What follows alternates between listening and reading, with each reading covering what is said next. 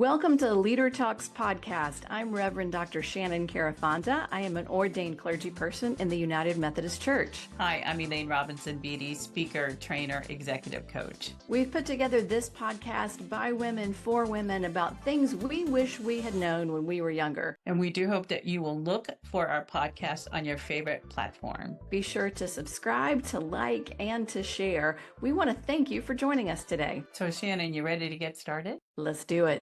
Welcome back, friends. I'm Elaine Robinson Beatty, leadership coach, strategist, and trainer. And I am here with my podcast friend. Hello, I'm Reverend Dr. Shannon Carafonda. And today we are here and we are going to be talking about networking and creating a diverse group of people that supports us to where we want to go. And that is, I hope, ascend to the highest levels of leadership. What I need you to know is that we cannot do it alone. And I know sometimes people hear the word networking and they like start freaking out, right? Like, like the sweat starts dripping from them because some of us, and I get it, don't really like being in crowds and don't like meeting new people. And then some of us like me, right? Just pop out like a flower and go, yay! It's a group of people. Yeah, I like to be at the party, but I like to kind of be in the corner and observe everything that's going on, which means I don't really network at the big party. I have a little bit of social anxiety around it and would love to know how do you kind of get that started so that you at least make some sort of connection and feel like you did it right? Well, Shannon, I think really you have to prepare yourself, right? You have to prepare like everything else. Ask yourself, why are you going? What's the purpose of you attending this event? And what do you want to happen? So, we had talked in our last episode about being purposeful, intentional. So what is your intention? Ask yourself, what is your intention? Do you want to go in and meet the president of the association or the meeting?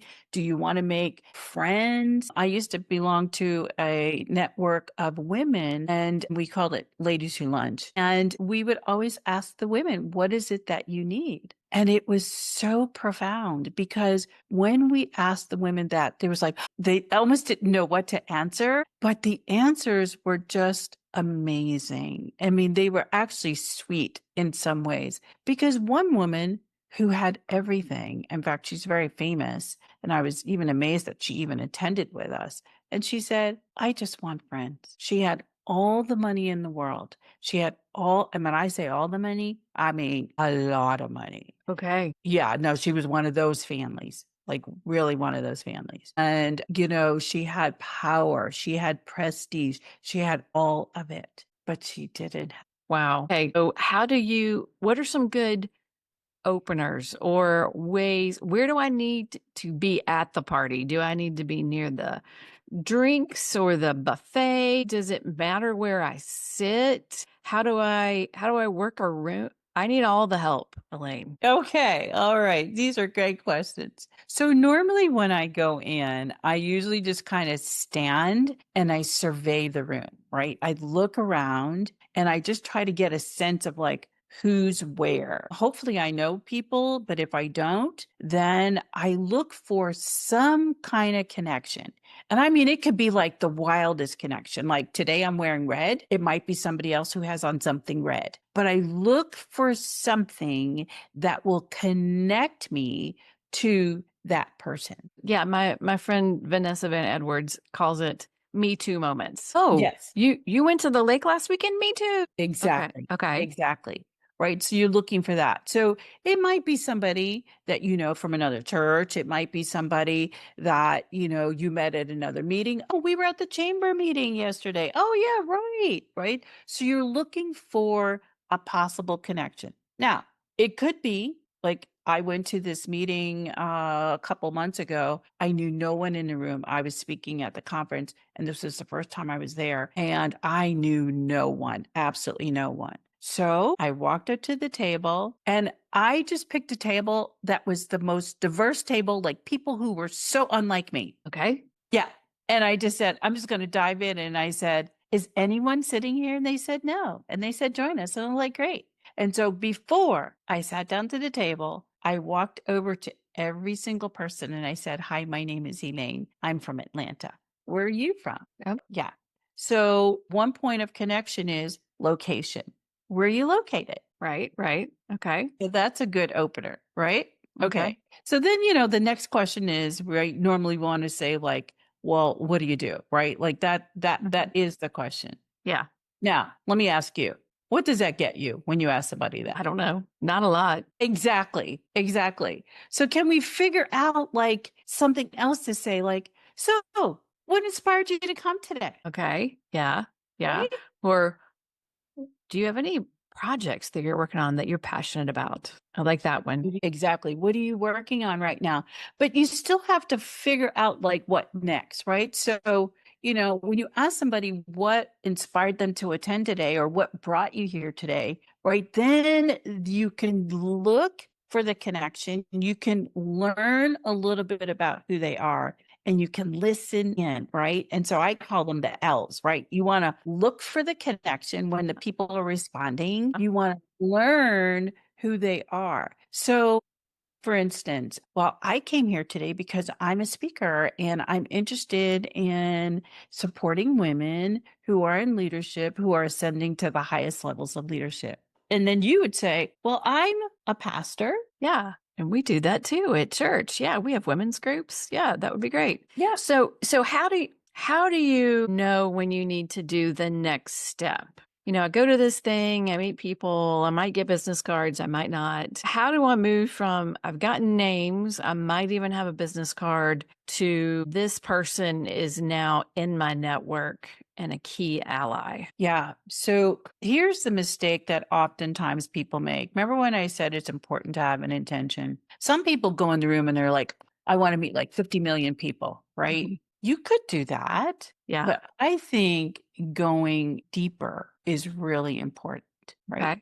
So if I meet two or three people and I have a really meaningful connection, I think that that will get us further, right? That will Mhm. get you further down the road. Because if we spend time and I now like what you're excited about working on and what inspired you to come today and then I might ask, well, how can I support what you're doing? Okay. Yeah, yeah. Right?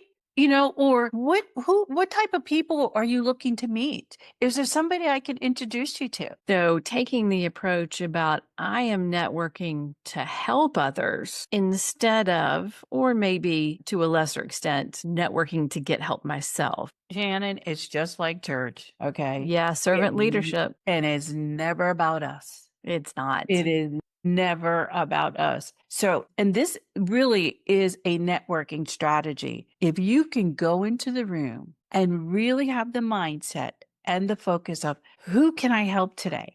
Right. Yeah. I always think like my pockets are like full of resources. And Hmm. I'm thinking, oh, who can I share my resources with? Right. I mean, I'm literally, Yeah. that's the way I walk in a room. I've noticed that when I go into a room and say, who can I do some holy mischief with today? Who can I love today? Maybe I make a connection, but I definitely just have a meaningful time. Sharon, now that you brought it up, Reverend Shannon, you're going to have to tell people what holy mischief is. That's true. Holy mischief is that moment when you surprise someone with the love of God, where you do an act of kindness or compassion um, out of the goodness of your heart, but not with anything that you're going to get back. And often when it's something that is maybe a little mischievous, but definitely holy, like kindness or just sharing love, smiling at someone, giving them a hug in a way that sort of surprises them. It knocks them out of that status quo that they're continuously going through. And they go, oh, maybe there's something more to this. Maybe there's something more to life. So, like, I'm going to this conference and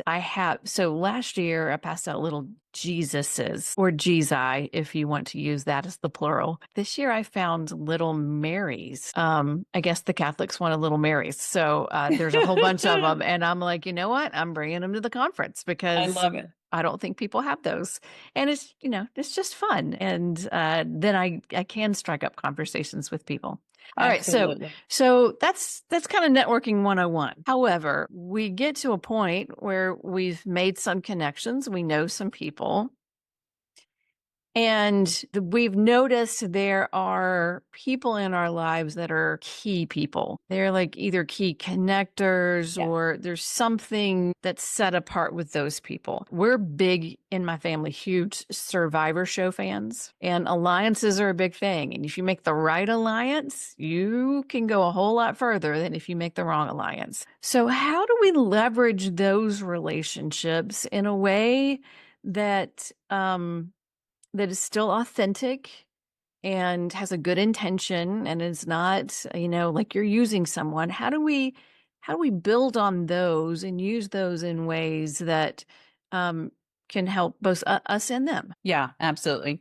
And thank you for the question because, particularly for women and women in leadership, this is essential. Absolutely. And we tend to think that we're competing with each other all the time, and we don't leverage these. Yeah, no, it is absolutely essential. Men do it all the time. You can call it many things, but we if we are wanting first to be successful and secondly to move up into the higher ranks, it is essential that we have, and you can call it whatever you want to call it, a board of directors, you can have a support team. And on that support team, I suggest that you have a mentor. A mentor is somebody who usually volunteers their time and they usually present themselves to you. And they're going to help you to kind of perfect your trade, whatever that is, right? A Right. preacher. For me, when I was a general manager in a hotel, it was another woman who was a general manager, right? So, she was teaching me the secrets of the trade. Then we want a sponsor. And a sponsor is someone who's inside the organization, who's got some juice, right? Right. They're, higher ranked than we are. They have the ear to the C suite and they are mentioning your name in rooms when you are not there. Mm. And Yeah. that is so Yeah. so key. Yeah. So the importance here is to make sure that we are maintaining regular contact with these people so that they know what we're doing, so that they know the wins in our life, they know what's happening so that they can speak on our behalf. Yeah. That's good. That's good. Not to mention colleagues, right? Like oftentimes today, particularly since we're working at home and we're working behind these screens, you're like, I don't need anybody. I'm just doing my thing. I'm just working. No, we need a diverse network. We need a Yeah. diverse network of men, of women, of different generations, of different races, of religions. Languages in order to do the work that we need to do. All of us. Yeah. Yeah, that's good. So if I've targeted someone that I think might be a sponsor, what is the best strategy for keeping connection with them? Is it as simple as, hey, can we go for coffee once a month? Or, sending an email with a question? Or, how do we know that they know what's going on in our lives? Yeah, it requires a conversation because every sponsor and every person is different, right? Some people are very, very busy and they might be the person we communicate differently. Some Yeah. people are like, you know what? Just text me. Text me when you have time. I'll check my schedule. You give me your calendar and we'll get together and have a virtual coffee. Or, send me like a quick update on what, you've done this month that you're proud of and Yeah. your challenges that I can help you with. But it requires a conversation because everyone is different. For me, I'm always checking my email and my texts. That's the best way. But you know what? I love a phone. I Yeah. love talking on the phone. So Yeah. it really depends on your sponsor and really how busy they are, right? Now, can you have more than one sponsor? And if you can, how many is too many? You know, I that's an interesting question. I would say probably yes, but I think it's tricky, right? I think I would probably focus in on one. It's Mm. like what I said before. I'd rather go deeper with one person. Okay. Okay. Yeah. So my dad so before I get to my dad, so I am a antisocial extrovert. And I don't really mean antisocial. I'm an extrovert, like I said, but I kind of want to just observe and just take it all in. There are times when I'm, want to be the life of the party, but it's rare. My husband's the social introvert. So, Doesn't always wanna go to the party, but if he's gonna go, he's gonna talk to everybody in the room. He's a great networker. And then we have my dad, who never meets a stranger. There's always 6 degrees away from Bob Johns and anyone else in the world. He got a scholarship for me in college because of an literally, it was an elevator pitch. He was in the elevator with someone who was in charge of some sort of, I think it was a Masonic lodge, and they had a scholarship, and I applied and I got this scholarship for 4 years of college. He makes those connections all the time. What advice, or like, I always felt like I wasn't good at my social game because I was always comparing myself to him and to my husband, who does talk to everyone. And to me, sometimes it feels like it's a chore. Now, when I get started, it's not. Then I enjoy it and I like it. What I guess what I'm asking is, how can we discover what our style is and not compare ourselves to others so many Yeah. times? Yeah. Great question. You know what? God made you just the way you are, and we're perfect just the way we are. And so, yes, sometimes we need to be stretched out tight outside our comfort zone. And so I would say try some things, some different things. But if it doesn't work, it doesn't work. My husband, he stops. Oh my God. We walk down the street. I'm like, I can never find him. If we're in a crowd, because he stops, he talks to kids, he talks to the frog, he talks to everybody. He's just one of those people. I'm focused on where I'm going. But we have to lean into our own comfort. And I say, and you know this, follow your gut. Our gut, the spirit is strong within us, and it will Yeah, lead and guide us every time. I was in the airport one time. I was working a part-time job. I was part of the travel team, and my job was to meet these people coming off the airplane, and I was supposed to get them from one terminal to the other. Now, there's a million people in the airport, right? Like, right. I don't know these people from Adam. But I'm standing there and all these people are coming off, and something said, "There they are." And I walked up to them and I said, "Are you so and so?" And they were like, "Yes." Wow. Yeah, it was the most amazing thing. It was That's the so most cool. amazing. It was very cool. And I say that to say that our gut will guide us. Elevator, you see somebody and all of a sudden something funny just comes to mind or whatever. It could be the icebreaker that they need, or Mm, the holy mischief, you and your holy yeah. mischief, right? Oh, that's good. That's good. Yes, some people, they need it. Oh, that's They so need good. it. So we're about out of time, but what is one last piece of advice that you want to leave people with today? Always be yourself. Always Mm, be yourself. I remember when I was meeting my husband, and it's so funny because I had been single for a very long time and he was single. And, it's that first date kind of thing. And I remember driving up there saying, I'm going to be exactly who I am. I don't care if he likes me or not, but I am not going to pretend. And I say that about every situation you're in. You mm, want people to know who you are. I spent years in corporate America, working hard. I did the thing. I went to college. I got the degrees. I believe what they told me. Okay. yeah. And I went in and I assimilated and I tried to do this and I tried to do that. And guess what? It didn't work for them and it didn't work for me. But when I finally got a hold of who I was, owned my voice, and I started walking in who God made me to be, then things started working out for my favor. So just know that we are perfect with the way we are. Yes, we need some refining, and we'll help you with that. That's why Reverend Shannon and I are here, because we want you Awesome. to learn from the lessons that we have learned on Awesome. the way. Yes. Awesome, Elaine. This was great. I learned a lot. I hope other people did too. And we'll see you next time. Yes, thank you.